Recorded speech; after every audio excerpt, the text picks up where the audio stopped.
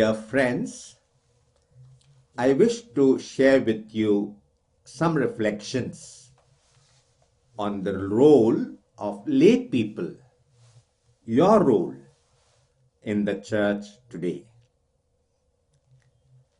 I take my inspiration from Pope Francis, particularly his two documents,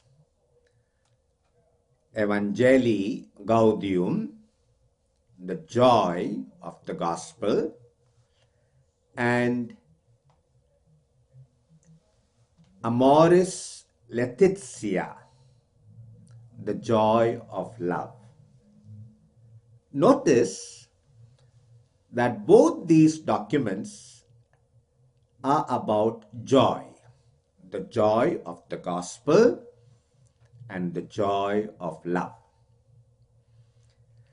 It is not by mere coincidence, no.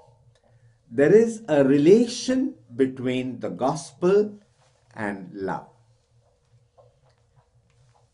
The gospel has its focus on love. Love is the center, the summary of the whole gospel. And a sure sign that we have accepted the gospel will be our ability and our willingness to love. In his first document, Evangelii Gaudium, the joy of the gospel, Francis makes two comments, possibly with a sense of sadness, at the same time with a subtle humor. He says, there are some Christians for whom the whole life is a long Lenten season. Because, like those Pharisees of old who would be fasting on some days, and then looking at their face, people would guess they are fasting. So there are Christians like that whose face gives the impression that they are fasting, they are sorry, they are mourning somebody. In fact, the second comment Pope Francis makes is, some Christians give the impression that they have just come back from a funeral. Sad, perhaps at times broken, discouraged. This is not Christian life. Christian life is the joy of the gospel, the joy of love. Now, why is joy so central to our life as Christians? Years ago, a friend of mine in Pune phoned me up to tell me that he had found a wonderful young man for his daughter. So I asked him, is your daughter at home? He said, yes, father, she is standing close to me. I said, give her the phone. And before I could say a word, she said, father, I am so happy. And the way she was speaking, the tone was an indication that she was really happy. Why was she happy? Because she has found someone who will stand with her in joy and in sorrow, in success and in failure, in poverty and in riches, in life and even beyond life. Someone who will be faithful to her. Now, if we have really understood the gospel, the good news, the good news is about the faithfulness of God, and to give us a visible assurance, to give us a token of His love, a sign that we can see with our eyes, as the first letter of John says. We can touch with our hands. He gives His Son to us to be one of us. We can see Him. People saw Him. People touched Him. People heard Him. And Jesus is a sign that God so loves the world that He gives His only Son. That is the best sign, the best proof, if you like, of God's faithfulness to us. So what is the secret of Christian joy? Some of us may think money will make us happy. And people are busy from morning till night, busy trying to make more money. In the process of being busy, they generate a lot of stress. Their sugar level shoots up. Their BP, blood pressure goes up. Their hearts begin to beat faster. They get acidity in their stomach. And lot of the money they are trying to make by being busy is given to the doctor. Of course, the doctors are happy because the more sick people go to them, the more money they get. So in a way, doctors are happy that people fall sick. Our sickness is their happiness, and therefore they don't mind it. But then, is it worthwhile? Working so hard at the cost of our health to generate more money, is it really worthwhile? Some people think that they will be happy if they have a high position. And to get that high position, they may choose the right way, work hard, qualify themselves, or, as it so often happens, they may choose the wrong way. They may start flattering people who can promote them. They will bribe people and so on. But then, the position they get is not ensured. The person who made the arrangement for the position may not be in power tomorrow. And so you could lose that position. And what happens then? Others think that the more popular they are, the more happy will they be. But I know from real experience that some of the popular people are also the most hated people, the most despised people. You can see that with our political leaders. They are very popular in a particular circle and they are despised. Some of them are even called murderers. There are police cases against them, and therefore they are despised by others. So popularity is no guarantee of our joy, of our happiness. What then is the source of happiness?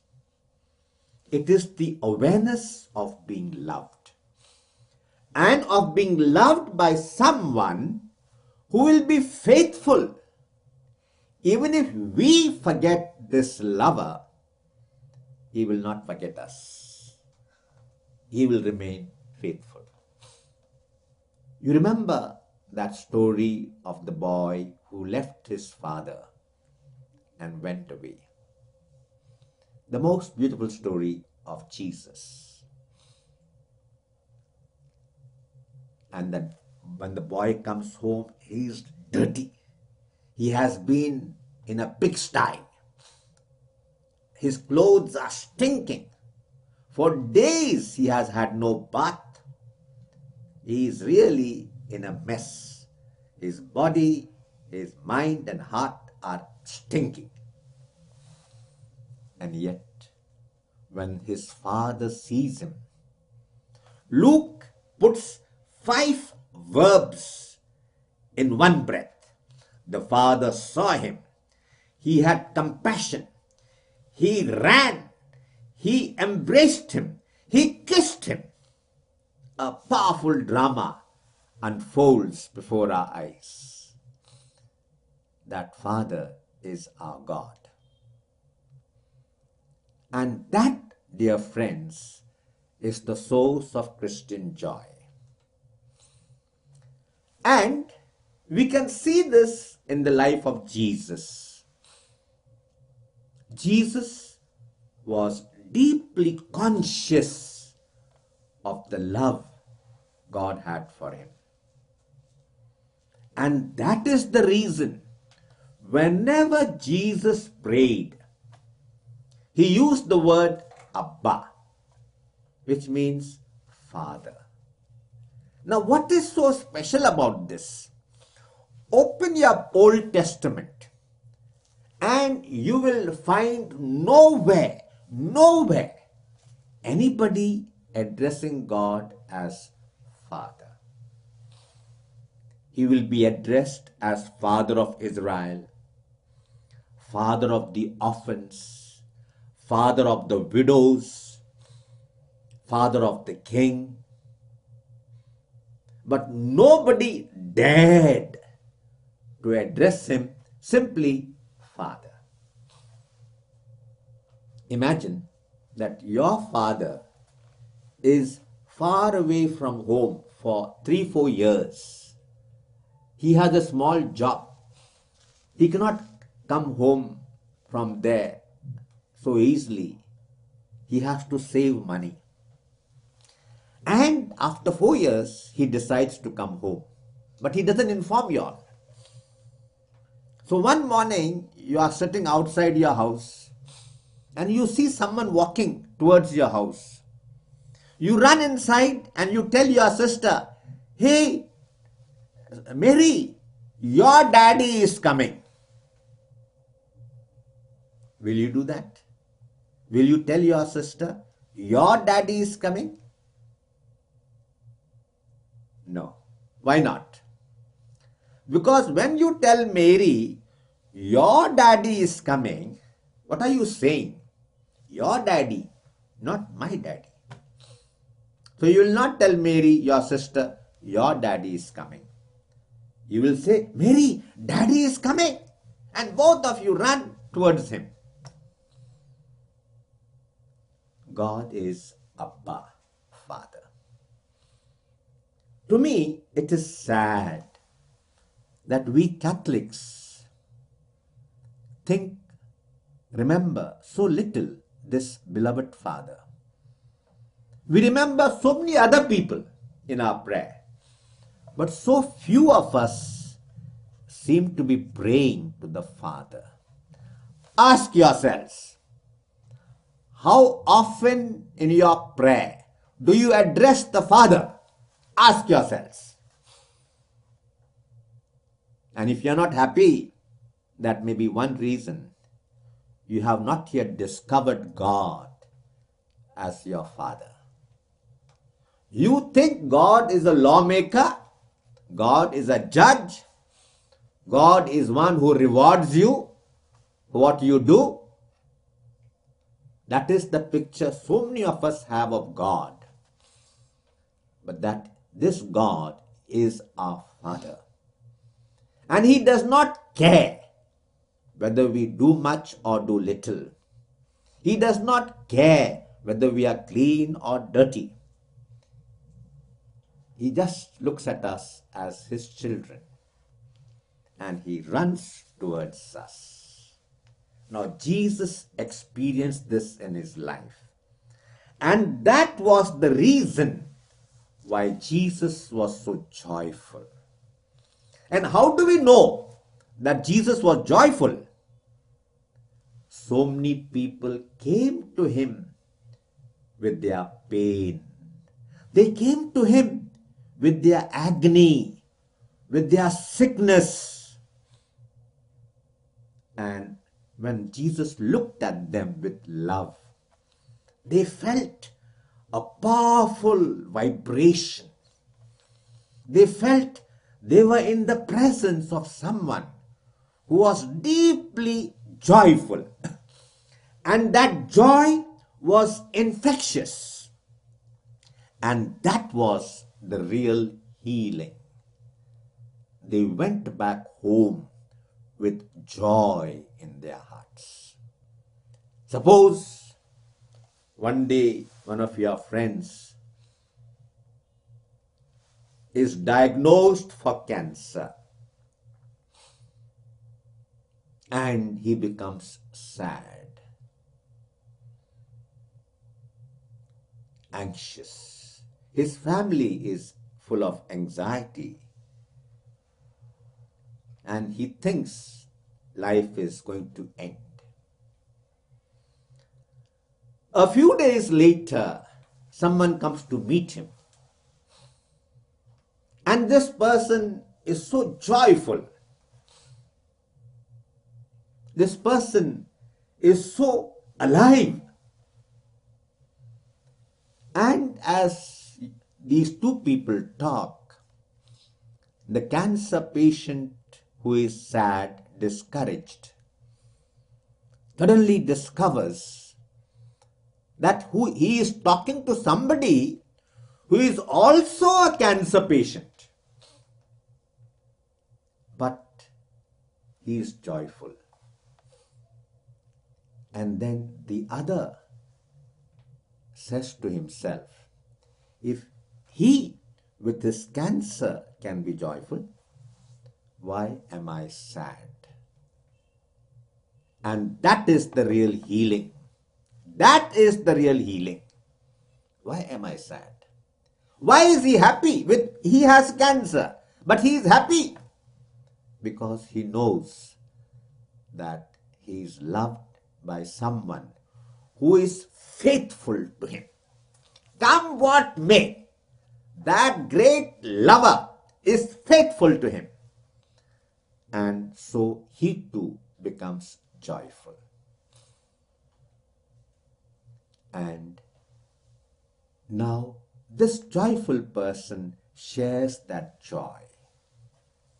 And the other becomes joyful. That is healing. Dear friends, Christian life is a call to be joyful. Joyful because God loves us. And therefore, during these days, it's important that we ask ourselves deep in our hearts, am I really joyful? And if I'm really joyful, what is the reason for my joy? Because if the reason for my joy is the wrong reason, then my joy is not guaranteed, it's not insured. Only one reason can guarantee our joy. Only one love, and that is God's love. The first thing we all, whether we are lay people or clergy or religious, the first thing we need to do in the church is to make the church a joyful community. Unfortunately, sometimes the way we go about, we are so burdened by guilt, so burdened by our anxiety about our sins, that as Pope Francis says, we are in a long Lent without any Easter. We seem to be going for funerals every day of our life. That is not Christian life. Christian life is a call to be joyful. As I said, the two documents of the Pope, the joy of the gospel, the joy of love, are basically trying to convince us about the importance of joy in our life. But the second document, Amoris Laetitia, now focuses on one important aspect of the lay people, namely the family. Some years ago, the parish priest sent a young man to me for counseling. He spoke to me for almost an hour. I was listening patiently. Once in a way, I would say, could you explain a little? I'm sure I'm not understanding what you are saying. I would try to intervene to clarify, but not to probe. And as he was talking, I was trying to understand him. What exactly is the real core of his problem? After he finished talking, he became silent. Then I put my hand on his shoulder and said, "Son, let's go home." I said that because I was convinced that his parents were part of the problem. And if I have to help this young man to deal with his problem, I will also have to deal with his parents. I have to make sure that this young man has an environment, a healthy environment. Because without a healthy environment, it's not easy to be healthy. So I said to him, "Son, let's go home." Now this young man was staying in one of the richest colonies, housing colonies of Pune. That time I was in Pune. He looked at me and said, "Father, I have a fantastic house, but I have no home." That to me was one of the most tragic sentences I have heard. I have a fantastic house, but I have no home. I have no home. And that is the problem. And I'm afraid more and more young people feel that way. They have a fantastic house. Their parents are, thank God, earning enough. The house is furnished well. They have the latest smartphone. They have the latest television equipment. They have a good two-wheeler, etc., etc. But they don't have a home. That is a tragedy. And this tragedy is almost an epidemic. And today, so many elders, priests and others say these young men and women are lost. They are problem people. They are loose in their behavior. But wait a bit. Ask yourself, who is responsible for their behavior? How did these young people become loose immoral, irresponsible,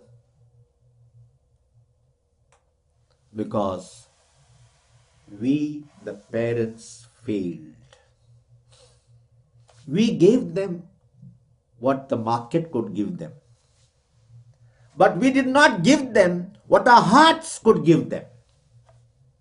We gave them what the market could give them because we had the money.